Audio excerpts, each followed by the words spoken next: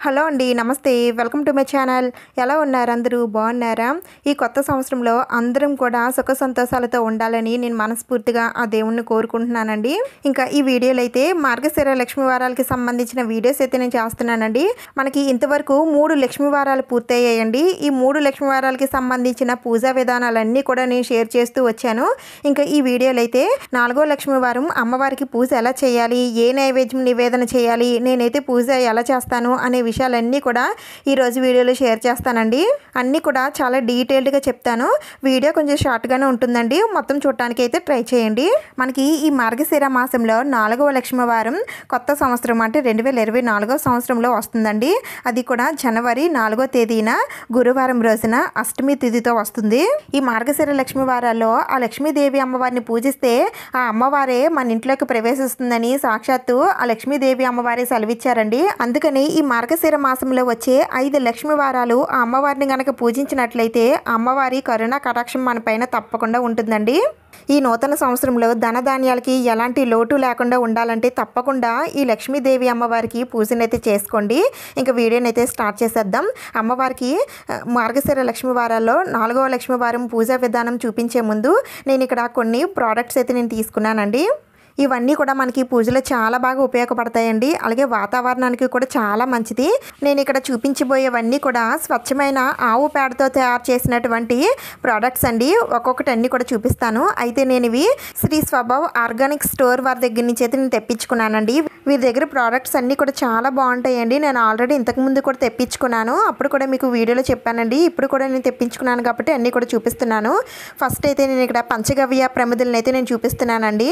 ఆవు పాలు, ఆవు నెయ్యి, ఆవు పెరుగు, ఆవు మూత్రం, ఆవు పేడ ఈ 5తో తయారు చేసినటువంటి స్వచ్ఛమైన పంచగవ్య ప్రమిదలండి.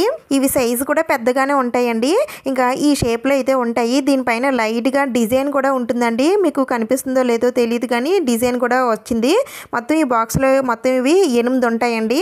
ఇలా 1, 2 విడివిడిగా అయితే ఇవ్వరండి. ఇలా బాక్స్ పాలంగా మనం తీసుకోవాల్సిందే. ఈ బాక్స్లో 8 ఉంటాయి. ఒక్కో వారం ఒక్కొక్కటి వెలిగించుకోవడానికి చాలా బాగుంటుందండి.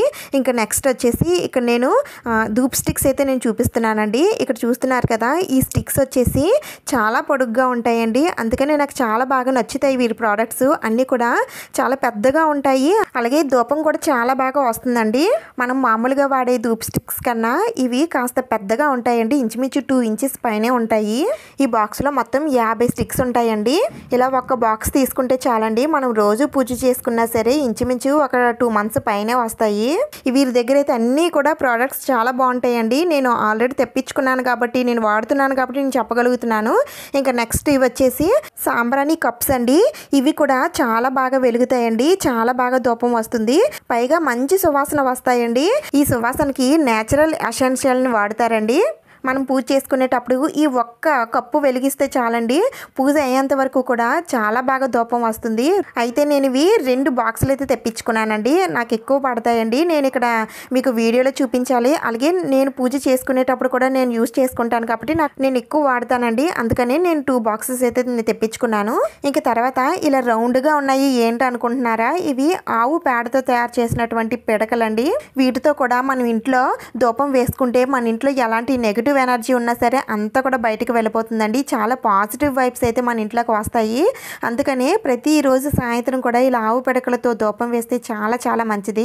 దాని నుండి వచ్చే పొగ కూడా మనం పీల్చడం వలన మన ఆరోగ్యానికి కూడా చాలా మంచిదండి. ఇలాంటి ఆవు పేడతో తయారు చేసిన ఏ ప్రోడక్ట్స్ నుంచి వచ్చిన పొగ అయినా సరే మన ఆరోగ్యానికి చాలా మంచిది. అలాగే మన వాతావరణానికి కూడా ఇవి చాలా మంచి చేస్తాయండి. అందుకని ఇలాంటి నేచురల్ ప్రోడక్ట్స్ మనం వాడినట్లయితే చాలా మనం ఉంటున్న పరిసరాల దగ్గర కూడా ఎలాంటి పొల్యూషన్ అది లేకుండా ఉంటుంది. ఇంక తర్వాత మనకి పూజలో బాగా ఉపయోగపడుతుందండి. దీంతో కనుక దీపం వెలిగిస్తే చాలా చాలా మంచిది, చాలా శ్రేష్టం కూడా. అదేనండి ఆవు నెయ్యి. వీరి దగ్గర ఈ ఆవు పేడతో తయారు చేసిన ప్రోడక్ట్సే కాదండి, ఆవు నెయ్యి కూడా వీరు సేల్ చేస్తారు. స్వచ్ఛమైన ఆవు నెయ్యి అండి. ఇక్కడ మీకు చూస్తే తెలిసిపోతుంది ఎంత స్వచ్ఛంగా ఉందో. ఇది నేను 1/2 కేజీ తెప్పించుకున్నానండి. మంచిగా ఇలా బాటిల్లో అంటే గాజు సీసాలో పెట్టి బాగా ప్యాక్ చేసి పంపిస్తారు. ఈ సీసా డ్యామేజ్ అవ్వకుండా అలాగే ఈ నెయ్యి ఎక్కడ లీక్ అవ్వకుండా ఎంత బాగా ప్యాక్ చేశారో చూసారు కదా. మీకు తెలియడం కోసమే నేను ఇక్కడ మొత్తం ప్యాకింగ్ అంతా చూపిస్తున్నానండి. స్మెల్ కూడా చాలా బాగా వస్తుందండి. నాకైతే చాలా బాగా నచ్చాయి. నేను ఆల్రెడీ చెప్పాను కదండి, నాకు వీరి ప్రోడక్ట్స్ అన్నీ కూడా నాకు చాలా బాగా నచ్చుతాయండి. అలాగే ప్రైసెస్ కూడా చాలా రీజనబుల్గా ఉంటాయండి. మీకు ప్రైసెస్ కూడా కావాలి అని అనుకుంటే నేను డిస్క్రిప్షన్లో ఇస్తాను, ఒకసారి చెక్ చేయండి. మీకు ఎవరికైనా కావాలి అని అనుకుంటే శ్రీ స్వభావ్ ఆర్గానిక్ స్టోర్ వాళ్ళని అయితే కాంటాక్ట్ అవ్వండి. వీరి ఫోన్ నెంబరు అలాగే ఇన్స్టాగ్రామ్ ఐడి అన్నీ కూడా నేను ఇక్కడ స్క్రీన్ పైన ఇస్తాను, అలాగే డిస్క్రిప్షన్లో కూడా ఇస్తాను. ఒకసారి చెక్ చేసి మీరు తెప్పించుకోవచ్చు. అయితే ఇవన్నీ కూడా నేను ఇప్పుడు పూజలో యూజ్ చేస్తానండి. వీటన్నిటిని కూడా ఎలా వాడాలనేది కూడా ఇప్పుడు చెప్తాను. ఇంకా పూజను అయితే స్టార్ట్ చేస్తున్నానండి. అమ్మవారి కోసం ఇలా పీఠాన్ని అయితే ఏర్పాటు చేసుకున్నాను. పీఠం పైన ఏదైనా ఒక ఉతికిన క్లాత్ అయితే వేయండి, అది కూడా ఎర్రని క్లాత్ అయితే చాలా మంచిది. ఇప్పుడు అమ్మవారిని పెట్టడం కోసం నేను ఇక్కడ కొద్దిగా బియ్యం వేసుకుంటున్నానండి. అలాగే బియ్యం పైన కొద్దిగా పసుపు కుంకుమలు ఉంచి ఇప్పుడు అమ్మవారు ఉన్నటువంటి ఫోటోని అయితే పెట్టుకోండి. అది కనక మహాలక్ష్మీదేవి అమ్మవారి ఫోటో అయినా సరే పెట్టుకోవచ్చు, లేదంటే లక్ష్మీదేవి అమ్మవారి ఫోటో అయినా సరే పెట్టుకోవచ్చు. ఆ తర్వాత అమ్మవారికి మీ దగ్గర ఉన్న నగలతో కాసుల మాలలతో అమ్మవారిని అందంగా అలంకరించండి. నేను ఇక్కడ అమ్మవారికి కాసుల మాలను సమర్పిస్తున్నానండి.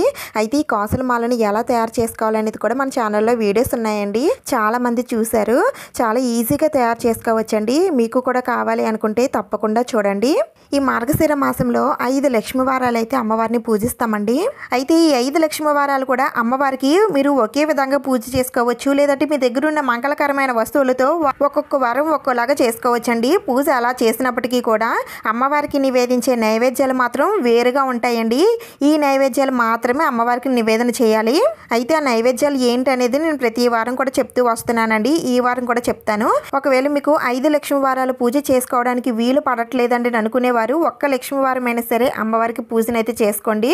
అయితే ఒక్క లక్ష్మీ వారం చేసే పూజా విధానంలో అమ్మవారికి ప్రత్యేకంగా నైవేద్యాలు అయితే పెడతాం కదా. మరి 5 వారాలకి సంబంధించిన నైవేద్యాల్లో ఏ నైవేద్యం పెట్టాలి అంటే అమ్మవారికి ఎంతో ఇష్టమైన పరమాన్నం కానీ లేదంటే బూరెలు కానీ అమ్మవారికి నివేదన చేయండి.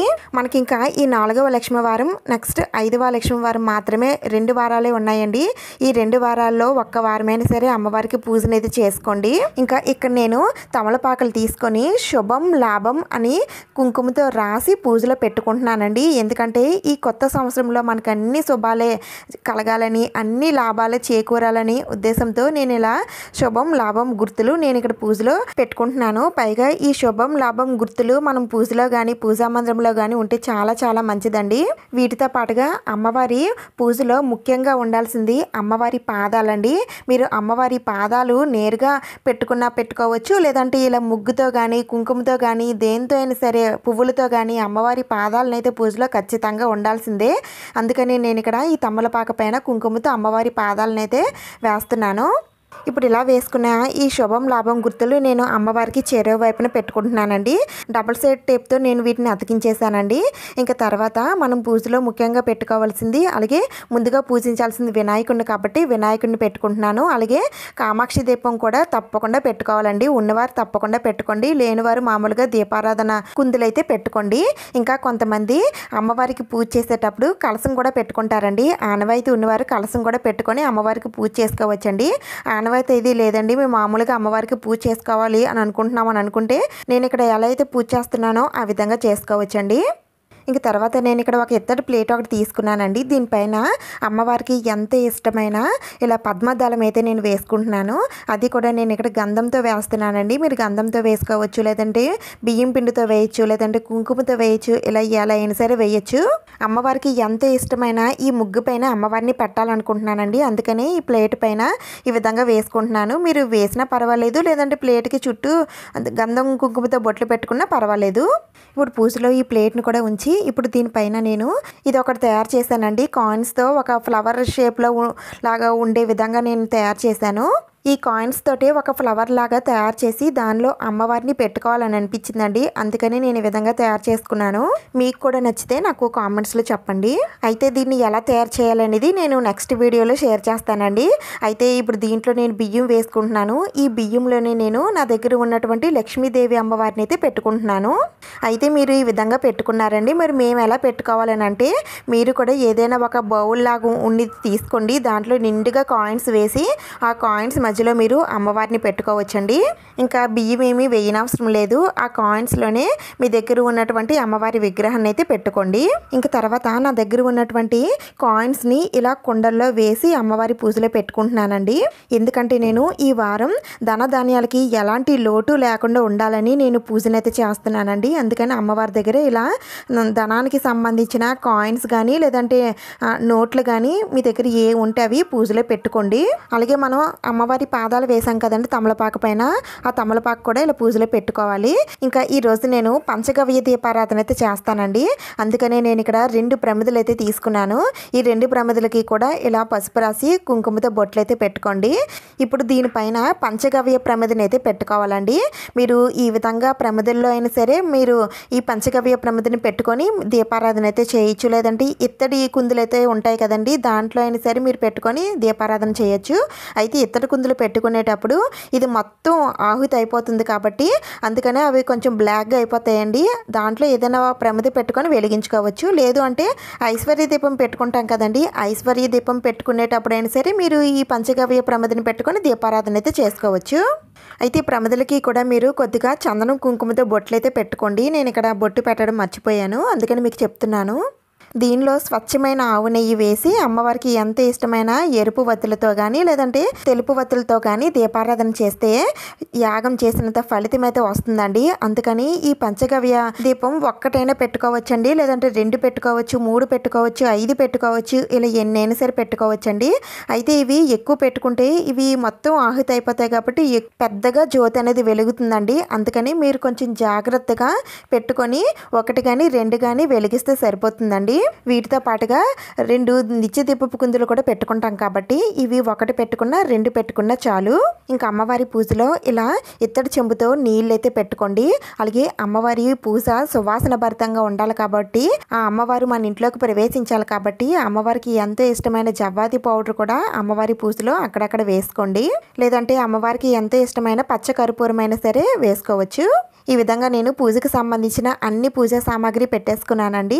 ఇప్పుడు ఇంకా పూజను అయితే స్టార్ట్ చేద్దాం. ముందుగా ఏకహారతతో దీపారాధన అయితే చేసుకోండి. కామాక్షి దీపం పెట్టుకున్న వారు ముందుగా కామాక్షి దీపం వెలిగించుకున్న తర్వాత నిత్య దీపపు కుందులు పెట్టుకున్నాం కదండి, అవి కూడా వెలిగించుకోండి. పంచగవ్య దీపం అమ్మవారికి పూజ చేసుకునేటప్పుడు వెలిగించాలండి. ఎందుకంటే అది ఎక్కువసేపు ఉండదు, అది వెంటనే మొత్తం వెలిగేస్తుంది కాబట్టి అమ్మవారికి పూజ చేసుకునేటప్పుడు వెలిగిస్తే సరిపోతుంది. ఇలా దీపాలన్నీ కూడా వెలిగించుకున్న తర్వాత ఇప్పుడు ముందుగా మనం పూజించాల్సింది వినాయకుడిని కాబట్టి వినాయకుడికి పూజనైతే చేసేసుకోండి. అందరికీ తెలిసిందే కదండి, అందుకని నేను ఇక్కడ వినాయకుడికి చేసే పూజనైతే ఏమీ చెప్పట్లేదు. ఇలా వినాయకుడికి పూజ చేసుకున్న తర్వాత ఇప్పుడు అమ్మవారి పూజనైతే స్టార్ట్ చేయాలి. ముందుగా మనం పెట్టుకున్న పంచగవ్య దీపాన్ని అయితే వెలిగించాలండి. ఏకహారతతో పంచగవ్య దీపం వెలిగించుకున్న తర్వాత ఈ దీపం దగ్గర కొద్దిగా పసుపు కుంకుమ అక్షింతలు వేసి ముందుగా ఆ దీపలక్ష్మికి దండం పెట్టుకోండి. అలాగే వెలిగించుకున్న దీపపు కుందుల దగ్గర అన్నిటి దగ్గర కూడా కొద్దిగా అక్షింతలు వేసి వాటికి కూడా ముందుగా దండం పెట్టుకోండి. ముందుగా అమ్మవారికి అగరబత్తులతో ధూపం చూపించి కొద్దిగా అక్షింతలు అమ్మవారి పాదాల దగ్గర వేసి అమ్మవారికి ఆహ్వానం పలికి అమ్మవారికి నమస్కారం చేసుకోండి. అలాగే అమ్మవారి పాదాలు అయితే మనం పూజలో పెట్టుకున్నాం కదండి, ఆ పాదాల పైన కూడా కొద్దిగా పసుపు కుంకుమ అక్షింతలు వేసి ముందుగా అమ్మవారి పాదాలకి దండం పెట్టుకున్నాక అమ్మవారి పూజనైతే స్టార్ట్ చేయాలి. ముందుగా అమ్మవారిని ధ్యానించుకోండి. లక్ష్మీ క్షీర సముద్ర రాజధాన్యం శ్రీరంగ దామేశ్వరం దాసీభూత సమస్త దేవవనితం లోకైక దీపాంకురం అని అమ్మవారిని ధ్యానించిన తర్వాత ఇప్పుడు అమ్మవారి అష్టోత్తరాలు అలాగే స్వామివారి అష్టోత్తరాలు కూడా చదువుకోవాలండి. అమ్మవారితో పాటుగా ఆ స్వామివారిని కూడా మనం పూజిస్తే అమ్మవారు చాలా సంతోషిస్తుందండి. ఇలాంటి మార్గశిర లక్ష్మీవారాలకి సంబంధించిన బుక్ ఉన్నట్లయితే బుక్లు అన్నీ ఉంటాయండి, మీరు దాని ప్రకారంగా పూజనైతే చేసుకోవచ్చు. లేదంటే మీకు ఏం కావాలన్నా సరే గూగుల్ చేస్తే వస్తాయండి, ఏం పర్వాలేదు. నేనైతే ఇక్కడ అమ్మవారి అష్టోత్తరాలన్నీ కూడా మనకి ఐశ్వర్యాన్ని ప్రసాదించే డబ్బులతోటి నేను అమ్మవారిని పూజిస్తున్నానండి. నేను ఇక్కడ కాయిన్స్ తీసుకున్నాను. ఈ కాయిన్స్ మీరు 1 రూపీ అయినా 2 రూపీస్ అయినా 5 రూపీస్ అయినా ఇలా ఏ కాయిన్స్ అయినా సరే తీసుకొని అమ్మవారికి ఒక్కొక్క కాయిన్ సమర్పించి 108 అష్టోత్తరాలన్నీ కూడా చదువుకుంటూ అమ్మవారికి పూజనైతే చేసుకోవచ్చండి. ఈ విధంగా కాయిన్స్తో అమ్మవారిని పూజిస్తే అష్టైశ్వర్యాలు చేకూరుతాయండి. మనకి ఎలాంటి అప్పులున్నా రుణ బాధలున్నా ఫైనాన్షియల్గా ఎలాంటి ప్రాబ్లమ్స్ ఉన్నా అన్నీ కూడా తీరిపోతాయండి. మనకి డబ్బులు అవసరమైనప్పుడు ఎలాంటి అప్పు చేయకుండా ఏదో ఒక రకంగా ఆ సమయానికి మన చేతిలో డబ్బులు అనేవి వస్తాయి. ఈ కొత్త సంవత్సరంలో మనకి ఎలాంటి ధనానికి కానీ ధాన్యానికి కానీ లోటు లేకుండా సమృద్ధిగా ఇవన్నీ కూడా మన ఇంట్లో ఉండేటట్టు, ఎలాంటి లేమి అనే మాట లేకుండా ఉండేటట్టు చెయ్యమని అమ్మవారికి ఈ కాయిన్స్ని సమర్పిస్తూ అమ్మవారికి పూజనైతే చేసుకోండి. అయితే ఇలా పూజ చేసిన ఈ డబ్బుల్ని ఏం చేయాలండి అని మళ్ళీ మీకు సందేహం అయితే రావచ్చు. అమ్మవారి పూజలో ఉపయోగించిన డబ్బులు కాబట్టి వీటిని మీరు బీరువాలో దాచిపెట్టుకుంటే చాలా చాలా మంచిదండి. మీరు డబ్బులు ఎక్కడైతే దాచుకుంటున్నారో అక్కడ ఈ డబ్బుల్ని దాచిపెట్టుకుంటే ఆ డబ్బులు అనేవి ఎప్పటికీ తరగకుండా ఉంటుందని ఒక చిన్న నమ్మకం అండి. అందుకని మీరు బీరువాలో దాచిపెట్టుకోవచ్చు. లేదు అంటే ఈ కాయిన్స్ని మీరు అమ్మవారి దగ్గర అలానే పూజా మందిరంలో పెట్టుకోవచ్చు. మళ్ళీ మీరు పూజ చేసుకునేటప్పుడు మళ్ళీ ఇవే కాయిన్స్ తీసి ఒకసారి వాష్ చేసి మళ్ళీ ఈ కాయిన్స్ని మీరు అమ్మవారికి సమర్పిస్తూ పూజ కూడా చేసుకోవచ్చు. అయితే మనకు అవసరమైనప్పుడు ఈ డబ్బుల్ని వాడకూడదా అండి అని అంటే వాడొచ్చండి, ఏం పర్వాలేదు. మీకు అవసరమైతే వాడండి, లేదు అంటే దాచుకోండి. ఒకవేళ మీ దగ్గర ఇలా కాయిన్స్ లేకపోయినట్లయితే అమ్మవారికి పువ్వులతో కానీ ఎర్రని అక్షింతలతో కానీ లేదంటే కుంకుమతో కానీ అమ్మవారికి పూజ చేసుకోండి. అమ్మవారి పాదాలపైన కొద్దిగా కుంకుమని అమ్మవారికి సమర్పిస్తూ పూజనైతే చేసుకోవాలి. అమ్మవారి అష్టోత్తరాలు అవి మేము చదువుకోలేమని అనుకుంటే ఓం శ్రీమాత్రే నమః లేదంటే ఓ లక్ష్మీదేవి నమః అనే మంత్రాలు చదువుకుంటూ పూజనైతే చేసుకోవాలి. ఇప్పుడు అమ్మవారి పాదాల దగ్గర మనం కష్టపడి సంపాదించిన డబ్బులు ఉంటాయి కదండి. ఎలాగో ఇప్పుడు మనకి 4వ తారీఖే కాబట్టి అందరూ శాలరీస్ అనేవి అందరికీ వస్తాయి కాబట్టి ఆ శాలరీలో ఎంతో కొంత డబ్బులు మీకు ఎంత తీయగలిగితే అంత తీసి అమ్మవారి పాదాల దగ్గర పెట్టండి. అన్ని డబ్బులు మీరు పెట్టాలనుకుంటే పెట్టచ్చండి. అయితే నేను ఇక్కడ 501 రూపాయి అయితే పెడుతున్నాను. మనం ఎన్ని డబ్బులు తీసుకున్నా సరే దానికి 1 రూపాయి చేర్చాలని అంటారు. అందుకని పూజలో 11 రూపాయలు కానీ 51 రూపాయలు కానీ 101 రూపాయలు కానీ 111 రూపాయలు కానీ ఇలా 1 రూపాయి వచ్చేటట్టు పెట్టుకోవాలి. సున్నాతో వచ్చిన డబ్బులు అంటే 10 రూపాయలు 20 రూపాయలు 30 రూపాయలు ఇలా పెట్టరండి. ఎందుకంటే సున్నా అంటేనే అది ఎండింగ్తో సమానం కదా.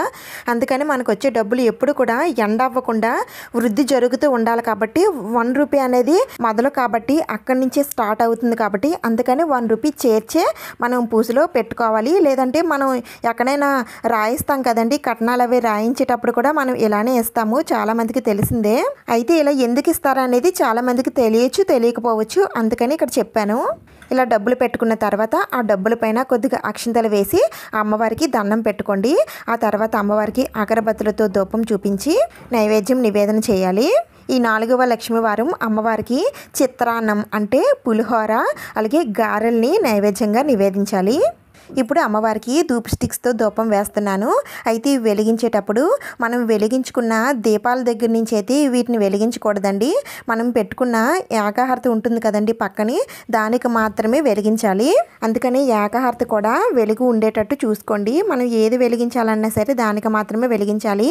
ఇలా అమ్మవారికి ధూపం చూపించిన తర్వాత ఇప్పుడు కొద్దిగా అక్షింతలు చేత్తో పట్టుకొని అమ్మవారి వ్రత కథ ఉంటుందండి, ఆ కథ కూడా చదువుకోవాలి.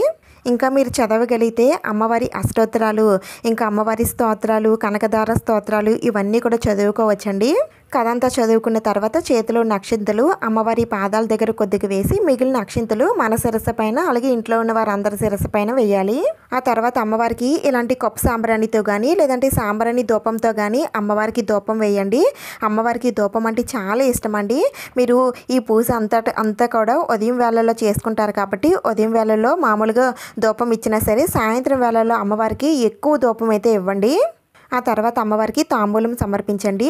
తాంబూలంలో అమ్మవారికి చీర కానీ జాకెట్ ముక్క కానీ పెట్టి ఇవ్వచ్చండి. అది పెట్టలేమండి అని అనుకునేవారు మామూలుగా ఇలా అమ్మవారికి పళ్ళు ఆకు వక్క ఇవన్నీ కూడా పెట్టి అమ్మవారికి తాంబూలం ఇవ్వచ్చు. ఇంక తర్వాత అమ్మవారికి కొబ్బరికాయని కూడా సమర్పించాలనుకుంటే సమర్పించవచ్చండి. ఇంక చివరిగా అమ్మవారికి కర్పూర నీరాజనం సమర్పించి అమ్మవారి పాదాల దగ్గర అక్షింతలు వేసి అమ్మవారికి మోకాళ్ళ పైన శిరస్సు వంచి అమ్మవారికి దండం పెట్టుకోండి.